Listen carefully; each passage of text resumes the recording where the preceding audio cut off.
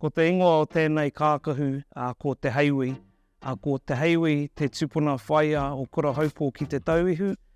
Ka moe te heiwi i a tara kaipa, ka puta ki waho ko rongo tāmea, e moe ana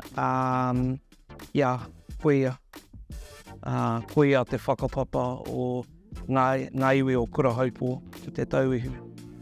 He kahu tikumu tēnei, he pāke, he taonga tēnei mō ngā iwi o te waipaunanga.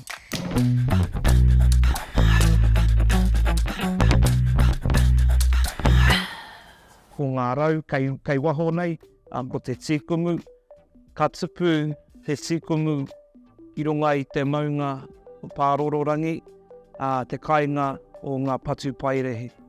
Kia whiti mai te rā, kia heke mai te ua, kia heke mai te huka, o tira kei roto i te kaupapa aho ko te muka, ko te whatu aho rua. Kāore i koro pupu tēnei taonga, he Māori katoa. He ngohe ngā rau o tēnei kahu. I whatu au tēnei kākahu, he mea whakarauora i ngā taonga tupu iho o ngā tupuna. He hononga tēnei ki ngā tupuna o nehe. He rua ngā tau ki te mahi i tēnei kākahu, he mahi tino nui. A te tau nei, ka haere tēnei kākahu ki te whapa.